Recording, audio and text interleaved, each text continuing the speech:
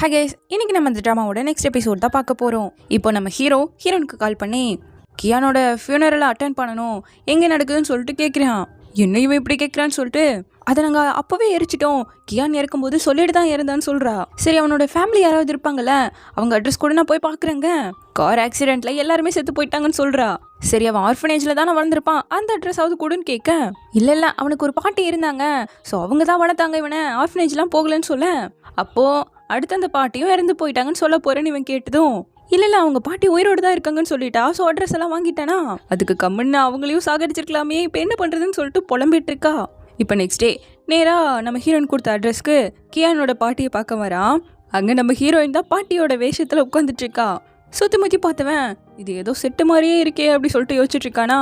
சரி, ஆக்டிங்கை போட்டால் தான் நான் நம்புவான்னு சொல்லிட்டு என் பேரன் போயிட்டான்னு சொல்லிட்டு கொஞ்சம் நடிக்க ஆரம்பிக்கிறா. இவனும் கொஞ்சம் அடிச்சு விடணும்ல, நான் மட்டும் உங்கள் பேரனை கூப்பிடலன்னா அவன் இறந்துருக்கவே மாட்டான், ஹாஸ்பிட்டலில் ட்ரீட்மெண்ட் எடுத்து இப்போலாம் உயிரோடு தான் இருந்திருப்பான்னு சொல்லிட்டு இவனும் கொஞ்சம் எக்ஸ்ட்ரா பிட்ட போட, சரி பரவாயில்ல விடுப்பா, நீ ஃபீல் பண்ணாத, என்ன நடக்கணுமோ அது நடந்து தானே தீருங்கிற மாதிரி இவ சொல்லிட்டு இருக்காளா. உங்கள் பேர சாவுக்கு எப்படியோ ஒன்று நான் காரணமாகிட்டேன், ஸோ கவலைப்படாதீங்க பாட்டிமா, நான் உங்களை நல்லபடியாக பார்த்துக்கிறேங்க. இல்லைல்லப்பா, உனக்கே நிறைய வேலை இருக்கும், என்னை எதுக்கு இந்த பிஸி டைம்லலாம் பார்த்துட்டு, வேணாம் நானே பார்த்துக்கிறேங்கிற மாதிரி இவ சமாளிக்க, இங்கே கீழே கோ ஒரு பாட்டி கிராஸ் ஆகவும், அவங்க 20 வருஷமாக இந்த ஏரியாவில் தான் ஸ்டே பண்ணியிருக்காங்க. என்னோட கேர்ள் ஃப்ரெண்ட் சண்டை போட்டுட்டு அவங்க பாட்டி வீட்டுக்கு வந்துட்டா. 401ல் எந்த ஃபேமிலி இருக்குன்னு உங்களுக்கு தெரியுமாங்கிற மாதிரி விசாரிக்க, 401லையா, அது சோ ஃபேமிலி தானே இருக்காங்க, அவங்களோட ஃபர்ஸ்ட் பேத்தி ரொம்ப அழகா இருப்பா, ஆனால் பாய் ஃப்ரெண்டோடு செட் ஆகல, அதுவே செகண்ட் பேத்தி ஒரு அளவுக்கு இருப்பா, பாவம் இதனால பாய் ஃப்ரெண்டே இல்லாமல் சுற்றிட்டு இருக்காங்கிற மாதிரி சொல்ல, ஸோ கன்ஃபார்ம் ஆயிடுச்சு இது ஹீரோயினோட பாட்டி வீடு, கியான்கிற சர்நேமில் இங்கே யாருமே கிடையாதுன்னு சொல்லி ஹீரோக்கு ஒரு மெசேஜை தட்டி விட்டுட்டான். இருடி உன் வேஷத்தை கலைக்கிறேன்னு சொல்லிட்டு பேசிகிட்டே இருக்கும்போது, ஐயோ பாட்டி என்ன எனக்கு கண்ணு தெரியாமல் போயிடுச்சுன்னு சொல்லிட்டு இருக்கான். அச்சோ என்னப்பா சொல்கிறேன், சரிவா சீக்கிரமா டாக்டர்கிட்ட போலான்னு சொல்லிட்டு கூப்பிட்டு வரேன். படியில் கொஞ்சம் ஸ்லிப்பாகி கீழே விலக போக ஒத்த கையில் ஹீரோவை பிடிச்சிட்டா. பாட்டிமாக்கு இவ்வளோ ஸ்ட்ரென்த் தான் சொல்லிட்டு இவனுக்கே ஆச்சரியம். இடிச்சதில் விழுந்த பொருளையெல்லாம் அசால்ட்டாக மேலே தூக்கி போட்டு கூப்பிட்டு வந்துட்டு இருக்கா. அடுத்து அப்படியே இப்போ நேராக டாக்டரை தான் பார்க்க வந்திருக்காங்க. உங்கள் கண் ரொம்ப சென்சிட்டிவ் இல்லையா, ஸோ ஃப்ரெண்டு இறந்து போகிறத கண்ணால் பார்த்ததால தான் உங்களுக்கு இந்த பிளைண்ட்னஸ் ஏற்பட்டிருக்கு, அதுலேருந்து மீண்டு வரதுக்கு கொஞ்சம் டைம் எடுத்துக்குங்கிற மாதிரி அவர் சொல்லிட்டு இருக்கேன். இதெல்லாம் கேட்க நம்ம ஹீரோனுக்கு ஒரு மாதிரி கஷ்டமாக போயிட்டுருக்கு. இவ விளையாட்டுத்தனமாக பண்ண போய் இவனுக்கு கண்ணே போயிடுச்சு இல்லையா. ஸோ இப்போ நேராக நம்ம ஹீரோவோட வீட்டுக்கு தான் கூட்டிகிட்டு வரா. அவனோட இண்டெக்ஸ் ஃபிங்கரை தான் டோர் அன்லாக் பண்ணுறதுக்கு யூஸ் பண்ணுவான். ஸோ இவ கரெக்டாக அதை எடுத்து ஓப்பன் பண்ணி விடுறா. அடுத்து கரெக்டாக அவனோட ஷூவை எல்லாம் எடுத்து வைக்க, கண்ணு தெரியாத நாட்டவே என்னோட இந்த கலரில் இருக்குன்னு சொல்ல, சரிப்பா சாரிப்பான்னு சொல்லிட்டு இவ்வளோ ஆக்ட் பண்ணி கரெக்டாக ஆல்ரெடி வச்சுட்டா. அடுத்து அப்படியே உள்ளே வந்து உட்காந்து கொஞ்சம் தண்ணி கேட்குறானா. இந்த இடத்துல தான் இருக்குன்னு அவன் சொல்கிறதுக்குள்ளேயே பாட்டிமா நேராக உள்ளே போய் கரெக்டாக எடுத்துகிட்டு வந்துட்டு இருக்காங்க. இப்போது நம்ம கோ வந்ததும், என்னை பார்த்துக்கிறதுக்கு ரொம்ப தேங்க்யூ, அண்ட் நீங்கள் கியானோட பாட்டிங்கிறதால எங்களோட பாட்டி மாதிரி தான், உங்களையும் நாங்கள் கேர் பண்ண வேண்டியது ரொம்ப முக்கியம், ஸோ கோவே உங்களை வீட்டு வர ட்ராப் பண்ணுவான்னு சொல்லி வலுக்கட்டாயமாக அனுப்பி விட்டாங்க. அதுக்கப்புறம் தான் இவன் ஒவ்வொன்றா திங்க் பண்ணுறான். பாட்டிமா இவனை ஒத்த கையில் பிடிச்சது, இண்டெக்ஸ் ஃபிங்கரை ஓப்பன் பண்ணி அன்லாக் பண்ணது, சொல்லாமலே கரெக்டாக ஸ்லிப்பரெல்லாம் எடுத்து வச்சதுன்னு சொல்லிட்டு கன்ஃபார்மாக இது கியானோட பாட்டி கிடையாதுன்னு சொல்லி முடிவு பண்ணிட்டான். ஸோ இப்போ அடுத்து நேராக நம்ம ஹீரோயினுக்கு கால் பண்ண, பாட்டிமாக்கு தானே ரிங் ஆகும், என்ன பாட்டி எடுக்கலையான்னு கேட்க, சேல்ஸ் கால்ப்பா எதுக்கு எடுத்துட்டுன்னு சொல்லி கட் பண்ணி விட்டாங்க. இருந்தாலும் எதுக்காக கூப்பிட்டான், பாத்ரூமுக்கு இதை வலிக்கு விட்டு விழுந்துட்டானோன்னு சொல்லிட்டு பயத்தில் உன்னோட ஃப்ரெண்டுக்கு கால் பண்ணி எப்படி இருக்கான்னு கேட்பா, தனியாக வேற விட்டுட்டு வந்துருக்கோல்லன்னு குவா கேட்க சொல்கிறா. ஸோ இப்போ குவும் என்னடா எப்படி இருக்க, எங்கேயும் கீழெல்லாம் விழுந்துடலன்னு சொல்லிட்டு பாட்டிமா தான் பாவம் ஃபீல் பண்ணி உன்னை கேட்க சொன்னாங்கங்கிறதையும் அப்படியே சொல்லி விட்டுட்டான்.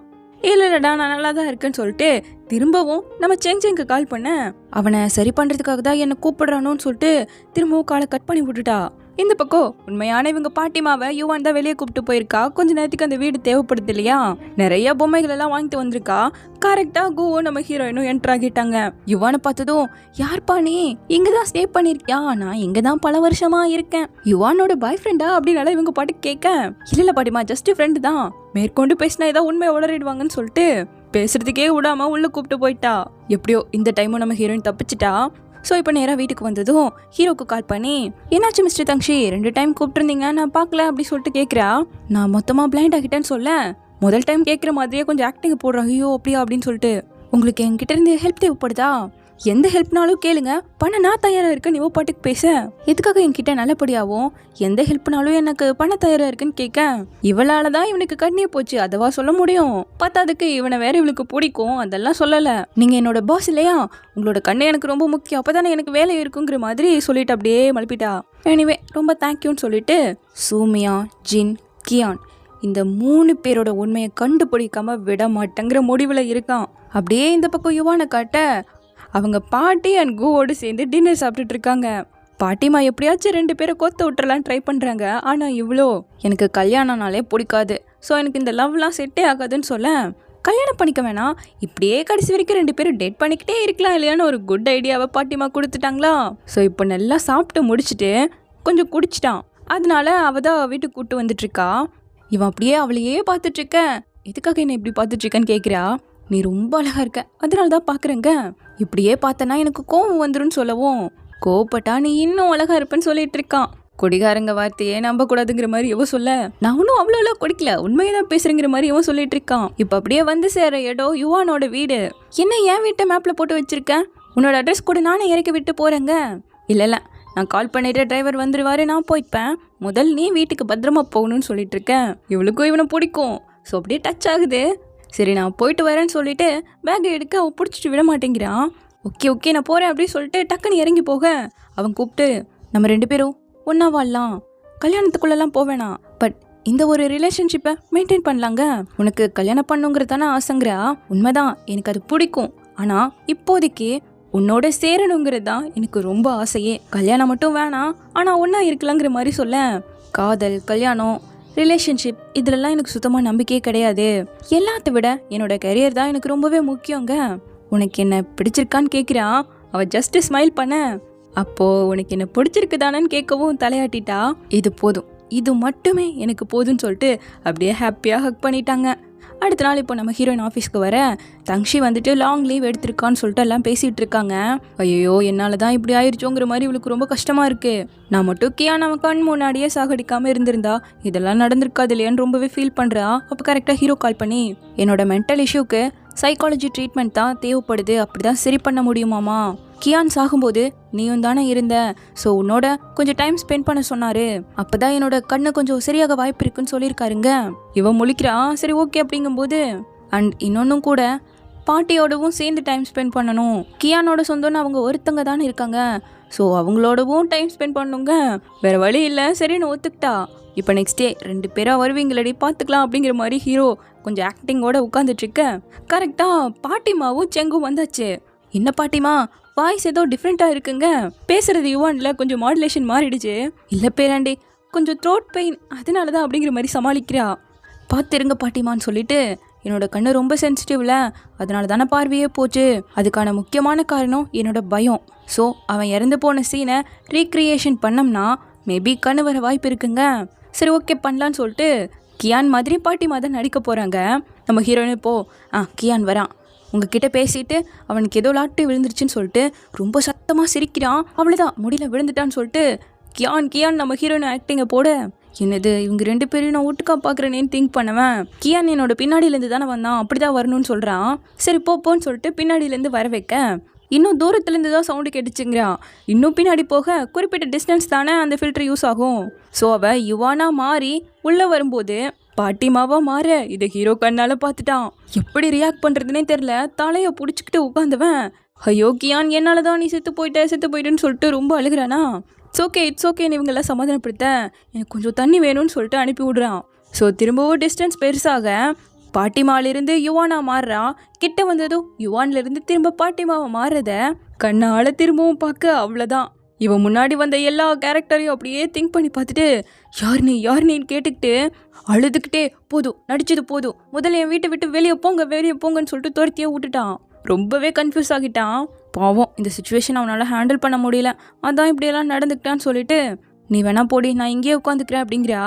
வெளியே உட்காந்தா போதுமா அப்படி சொல்லிட்டு கூக்கு கால் பண்ணி, தங்ஷியோட மென்டல் இஷ்யூ ரொம்ப அதிகமாகிடுச்சு, கொஞ்சம் வந்து பாருங்களேன், எங்களையோ ஒரு துரத்தி விட்டாருன்னு கூப்பிட, சரி வரேன்னு சொல்லிட்டான். இப்போ இவளும், இல்லடி நான் எல்லா உண்மையும் சொல்லலான் இருக்கேங்க, கியானை பற்றி சொன்னால் மொத்த உண்மையும் சொல்ல வேண்டியது வரும் இல்லையாங்கிறா. இதை எல்லாத்தையும் ஏற்றுக்க முடியாமல் திரும்ப அவனுக்கு அதிகமாக ஏதாவது பிரச்சனை வந்துருச்சுன்னா என்ன பண்ணுறதுன்னு கேட்க, இதுவும் வாஸ்தவம் தானே, இருந்தாலுமே அவன் கண்ணு சரியாகணும்னா நான் என்ன வேணால் பண்ணுவேங்கிறதா சொல்கிறா. இந்த பக்கம் இப்போது கு நேராக ஹீரோட்ட வர, நான் மீட் பண்ண சூமியா, ஜின், கியான் இவங்க எல்லாருமே ஃபேக். 1970 ஃபில்டர் ப்ராடக்டை வந்துட்டு மேக் பண்ணியிருக்காங்க. அதை யாரோ திருடிட்டாங்க. மேபி இவ கூட அதை எடுத்து இப்போ யூஸ் பண்ணிட்டு இருக்கலாம். இருந்தாலும் அவங்க 3 பேர்னால எவ்வளோ பெயினை நான் ஃபேஸ் பண்ணியிருக்கேன். அது எல்லாத்தையும் அவள் எனக்கு திரும்ப திரும்ப கொடுத்துக்கிட்டே தான் இருந்திருக்கா. நான் தான் அவளை ஃபூல் மாதிரி நம்பிக்கிட்டே இருந்திருக்கேன். அதுக்கும் மேலே அவங்கள லவ் பண்ணது என்னோட மிகப்பெரிய தப்புன்னு சொல்லிட்டு இப்போ அவன் ரொம்ப ஃபீல் பண்ணுறான். இங்கே பாரு தங்ஷி, அப்போது அந்த 3 பேரும் உண்மையாக இறந்து போகலை. இது நல்ல விஷயம். என்னோட கேர்ள் ஃப்ரெண்ட் வெளியே வெயிட் பண்ணுறதால நான் அவளை கூப்பிட போகணும். இதை நீயும் செங்கும் பேசி ஷார்ட் அவுட் பண்ணிக்கோங்கன்னு சொல்லிட்டு கிளம்பிட்டான். ஸோ இப்போ நேரம் அங்கே வந்து யுவானை கூப்பிட்டு, எப்படி இருக்கான் தங்ஷி, இப்போ ஓகேவா அப்படின்னு நல்லா இவ கேட்க, தங்ஷி இப்போ இங்கே வந்துட்டுருக்கான்னு சொன்னதும் சரி போகலாம் அப்படி சொல்லிட்டு கார் ஏறி கிளம்பிட்டா. இப்போ எங்கள் ஹீரோவும் ஸ்டிக்கெல்லாம் எடுத்துகிட்டு அப்படியே கண்ணு தெரியனாட்ட நடந்து வர, ஆள் வச்சுருக்காங்க இவங்களே. அப்போ ஒருத்தன் வாண்டடாக சைக்கிளை கொண்டு வந்து நடுவில் போட்டு போயிட நம்ம ஹீரோ டக்குன்னு எடுத்து வச்சுட்டு பின்னாடியே வந்துட்டுருக்கா. அடுத்து ஸ்கேட் போர்டில் இடிக்க வர அவனை பிடிச்சி தள்ளி விட 2 பேரும் தெரிஞ்சிட்டானுங்க. அப்போ இவன் கலர் பிளைண்ட்னஸாக இருந்தப்போ ட்ரெஸ்ஸோட கலரை எல்லாம் மென்ஷன் பண்ணி எழுதி வச்சால, அதுதான் இவனுக்கு ஞாபகம் வருது. அதுக்கடுத்து பைக்கில் இடிக்க வர டப்புன்னு நம்ம ஹீரோவை காப்பாற்றி அவனை பறக்க விட்டுட்டா. இதை பார்க்கும்போது சிக்னலில் காரே இடிக்க போயிருக்கும், நம்ம ஹீரோயின் தானே வந்து காப்பாற்றிருப்பா, அதுதான் ஞாபகம் வருது. ஸ்டிக்கை எடுத்து கொடுக்கவும் செங்னு கரெக்டாக கூப்பிடுறான். நான் தான் உங்களுக்கு எப்படி தெரியும்னு கேட்க, அப்படியே வா நம்ம பார்க் பக்கமாக போயிட்டு வரலான்னு கூப்பிட்டு போகிறான். அங்கேயும் அவங்க 2 பேர் ஃபாலோ பண்ணிட்டே வரேன். உங்களுக்கு ஏதாவது எதிரிக்கை இருக்காங்களான்னு கேட்குறா. எனக்கு எதிரியெல்லாம் கிடையாது, என் மேலே பொறாமப்படுறவனுங்க வேணா நிறைய பேர் இருக்காங்கன்னு சொல்ல, அப்போது இவனுக்கு எந்த லிஸ்ட்டில் இருப்பானுங்கன்னு திங்க் பண்ணிவிட்டு, வாங்க இப்படியே போகணும் சரியா அப்படின்னு சொல்லிட்டு கூப்பிட்டு வந்தவ நம்ம ஹீரோவை குட்டி பையனாக மாற்றிட்டா. இவ பாட்டிமாவை மாறிட்டா. நம்ம ஹீரோக்கு தான் கண்ணு தெரியுமாச்சே, கண்ணாடியில் இவன் இப்போ ஒரு குட்டி பையனாக மாறினதை பார்த்ததும் பயங்கரமாக பயப்பட ஆரம்பிச்சிட்டான். அந்த 2 பேரும் எங்கடா போனாங்க அப்படி சொல்லிட்டு தெரியாமல் போயிட, இவ இங்கே சூமியாவா சேஞ்ச் ஆகி போகிறத நம்ம ஹீரோ கண் கூட பார்த்துட்டான், நடுங்கிட்டான். குறிப்பிட்ட டிஸ்டன்ஸ்க்கு மேலே போனதால இப்போ நம்ம ஹீரோ நார்மல் ஆகிட்டான். ஒன்றுமே புரியல பாவம் இவனுக்கு. அழகான பொண்ணாக மாறி இருக்கா இல்லையா, ஸோ அவன்கிட்ட அப்படியே ஃப்ளர்ட் பண்ணி ஃபோனை பிடுங்கி 2 பேரையும் அடித்து போட்டா கரெக்டாக போலீஸ்லாம் வந்துட்டேன். ஸோ ரொம்ப தேங்க்யூ சார் அப்படி சொல்லிட்டு அவங்களாம் பிடிச்சிட்டு போயிட, இப்போ சூமியாவை பார்த்து நம்ம ஹீரோ பார்த்தே ரொம்ப நாள் ஆச்சுல அப்படி சொல்லிட்டு கேட்கவும் இவ ஷாக் ஆகிட்டா. ஹே, உன்னால் பார்க்க முடியுதா, உனக்கு பார்வை வந்துருச்சா, ரொம்ப சந்தோஷம் இவ ஃபீல் பண்ண. சூமியா இறந்து போனது, ஜின் டிஸப்பியர் ஆனது, கியான் இறந்து போனது, இது எல்லாமே போய் தானங்க. உனக்கு எப்போத்துலேருந்து கண்ணு தெரிய ஆரம்பிச்சதுன்னு கேட்குறா. எனக்கு அந்த பாட்டி வீட்டில் கண்ணு தெரியாமல் போகவே இல்லை. கியான், ஜின், சூமியா அப்படி ஒரு பர்சனே இந்த உலகத்தில் கிடையாது. நான் எல்லாத்தையுமே பார்த்துக்கிட்டு தான் இருக்கேங்கிறான். இவளுக்கு பதிலே பேச முடியாமல் அங்கேருந்து ஓடிய போயிட்டாளா. இதெல்லாம் யுவான் கிட்ட சொல்லி நான் கம்முன்னு வேலையவே விட்டுறலான்னு இருக்கண்டி, என்னாலாம் அவனை ஃபேஸே பண்ண முடியாதுடிங்க. கரெக்டாக ஹீரோ டெக்ஸ்ட் பண்ணி என்கிட்ட போய் சொல்லியிருக்கல, என்னை ஏமாத்திருக்கல, நான் உனக்காக பார்க்கில் வெயிட் பண்ணுறேங்க. இவளுக்கு அப்படியே பயமாயிடுச்சு. சரி நான் வந்துட்ட வந்து தங்ஷின் கூப்பிட, நான் உன்னை எப்படி கூப்பிட்றது, சூமியாவா, ஜின்னா, இல்லை கியான்னு கூப்பிடணுமா, அதுவும் இல்லைனா பாட்டிமான்னு கூப்பிடணுமான்னு கேட்க, சாரி தங்ஷி, உன்னை ஏமாத்தணும்னால நான் இதெல்லாம் பண்ணல, என்னை தயவு செஞ்சு மன்னிச்சிடுன்னு கேட்க, அப்படியே ஒவ்வொருத்தராக மாறி காட்டுறா. ஃபர்ஸ்ட்டு சூமியா, அவளை முதல் முறையாக பார்த்து லவ் பண்ண ஆரம்பிச்சான்ல, அதான் ஞாபகம் வருது. 2வது ஜின், அவளையும் அப்படி தானே லவ் பண்ண ஆரம்பிச்சிருப்பான். இப்போ தான் ஜின் எப்படி அவ்வளோ ஸ்ட்ராங் ஆனாங்கிறது எனக்கே புரிய வருதுன்னு சொல்லிட்டு அடுத்து கியானா மாற, என்னால் மனுஷங்களாக மட்டும் மாற முடியாது, அனிமலாக கூட மாற முடியும்னு சொல்லிட்டு அல்பேக்காவாக மாறி காட்டுறா. தயவு செஞ்சு என்னை மன்னிச்சிட்டு தங்ஷி, உன்னை ஏமாத்தணுங்கிறதுக்காக நான் எதுவுமே பண்ணல, உண்மை சொல்ல தைரியம் இல்லாமல் தான் நான் உன்கிட்ட எதுவுமே சொல்லாமல் மறைச்சிட்டேன், எல்லாமே ஏதோ ஒரு சூழ்நிலைனால நடந்து போயிடுச்சுங்க, நான் அவங்கள லவ் பண்ணியிருக்கவே கூடாது, இப்போவாவது தெரிஞ்சுதே, இப்படியே முடியட்டும்னு சொல்லிட்டு அந்த இடத்த விட்டு போயிட்டான். இவ்வளோ பின்னாடியே வந்து என்னை மன்னிச்சிட்டல தங்ஷி, நாளைக்கு நீ வேலைக்கு வருவல்லன்னு கேட்க, அவன் கண்ணிலிருந்து தண்ணி வந்துட்டுருக்கு, அழுதுட்டுருக்கான். இப்போ அடுத்த நாள் லிஃப்ட்டில் 2 பேருமே மாட்ட ஹீரோயின் போக பார்க்குறா. அவளை விடாமல் டப்புன்னு அப்படியே க்ளோஸில் வந்தவன் பின்னாடி உன்னோட பட்டன் ஓப்பன் ஆகிடுச்சுன்னு சொல்லி அவனோட கோட்டை தான் கழட்டி கொடுத்துட்ருக்கான். இவளுக்கே ஒரு மாதிரி கஷ்டமாக இருக்குது. அடுத்து அப்படியே மீட்டிங் அட்டன் பண்ண நம்ம ஹீரோ ஒரு புது பர்ஃப்யூமை தயாரிச்சிருக்கான். இதை ஸ்மெல் பண்ணால் ஏதோ ஃபெமிலியரான ஒரு ஸ்மெல் மாதிரியும் இருக்குது. ப்ளஸ் அவங்களோட சின்ன வயசு ஞாபகம்லாம் வந்து போகவும் ஆரம்பிக்குதாமா. சரி, எல்லாரும் உங்களோட ப்ரப்போசலை ரெடி பண்ணுங்கள், பெஸ்ட் எதுவோ அதை சூஸ் பண்ணிக்கலாம்னு சொல்லிட்டு கோ அனுப்பி வைக்கிறான். அதில் ஆட் பண்ண பூவையெல்லாம் அப்படியே சர்ச் பண்ணி பார்க்க நம்ம ஹீரோனோட பாட்டி வீட்லேயும் அதே மாதிரி பூக்கள்லாம் இருந்திருக்கும். இவளுக்கு பிரின்சஸ் கேட்ட போடணும்னு ஆசை, ஆனால் அக்கா தானே போடுவா. ஆனாலும் பாட்டிமா ஒரு பிரின்சஸ் மட்டும்தான் இருப்பாங்களா என்ன, நீ செகண்ட் பிரின்சஸாக இருன்னு சொல்லிட்டு இவ்வளோ சந்தோஷப்படுத்தியிருப்பாங்க. ஸோ இப்படி இதை ஸ்மெல் பண்ணும்போது சின்ன வயசு ஞாபகம்லாம் வருது இல்லையா, பாஸ்ட்டை ரீகால் பண்ண தான் இது ஒர்க் பண்ணுதுன்னு சொல்லிட்டு ஏதோ ஒரு ஐடியாவை போட்டு டப்புன்னு வேலையை விட்டு கிளம்ப ஹீரோவும் பார்த்ததும் கோட்டை திருப்பி கொடுத்துட்டு வேலை விஷயமா வெளியே போகிறீங்களான்னு கேட்குறா. அவன் பேசவே இல்லை, இக்னோர் பண்ணிட்டு தான் போகிறான். நேராக இப்போ நம்ம ஹீரோயினும் ஒரு ஸ்வீட் கடைக்கு வந்து எதெல்லாம் நல்லா இருக்குன்னு சொல்லிட்டு அவளோட கசின் கூட சேர்ந்து 2 பேரும் மாற்றி மாற்றி ஊட்டி விட்டு நல்லா டேஸ்ட் பண்ணி பார்த்துட்டு இருக்காங்க. கரெக்டாக பிளான்ட் வாங்கிட்டு வந்த நம்ம ஹீரோ இதை பார்த்துட்டான். அவனுக்கு இது பிடிக்கல. ஸோ டக்குன்னு கால் பண்ணி எங்கே இருக்குன்னு கேட்கவும் வேலை விஷயமா கொஞ்சம் வெளியே வந்தங்கிறா. நிஜமா வேலை விஷயமா தான் வெளியே இருக்கியான்னு கேட்க, ஆமாம் வேலை விஷயமா தான் வெளியே வந்திருக்குன்னு இவ்வளோ சொல்கிறாளா, சரின்னு சொல்லி காலை கட் பண்ணிட்டான். அவ்வளோ இவ்வளோ ஸ்வீட்டை வாங்கிட்டு அந்த பையனோடு போகிறத இவ அப்படியே கொஞ்சம் ஜெலஸ் ஆகிற மாதிரி தான் பார்க்குறான். இந்த பக்கம் ஜின்னையும் யுவானியும் காட்ட அவளோட காமிக் கேரக்டருக்காக ஜின் உட்காந்து ஹெல்ப் பண்ணிட்டு இருக்கான். இந்த பக்கம் நம்ம ஹீரோயினும் அவள் கசின் பிரதரோடு சேர்ந்து பாட்டிமாலாம் நிறைய பேர் வரக்கூடிய ரெஸ்டாரண்ட்க்கு வந்து இவங்க வாங்கிட்டு வந்த ஸ்வீட் எல்லாம் ஃப்ரீயாக கொடுத்துட்டு அப்படியே அவங்களோட பர்ஃப்யூமையும் ட்ரை பண்ணி பாருங்கன்னு சொல்லி ஃப்ரீயாக கொடுக்க, எங்களுக்கெல்லாம் வயசாகிடுச்சு, சின்ன பசங்களாம் பார்த்து கொடுங்க, எங்களுக்கெல்லாம் இது வேணாம்னு சொல்லிட்டு ரிட்டர்ன் பண்ணுறாங்களா.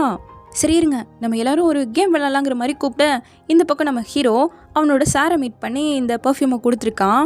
அவருமே இதை எப்படி பண்ண, இதை ஸ்மெல் பண்ணாலே பாஸ்ட் விஷயங்கள் தான் ஞாபகம் வருதுங்கிற மாதிரி கேட்குறாரு. இந்த பக்கம் இந்த கேம் என்னென்னா அவங்களோட இப்போதைக்கு இருக்க ஃபோட்டோவை போட்டால் கொஞ்சம் கொஞ்சமாக வயசு சின்னதாகி ஒரு 20 வயசில் எவ்வளோ அழகாக இருந்திருப்பாங்க அதுதான் காட்டுறாங்களா.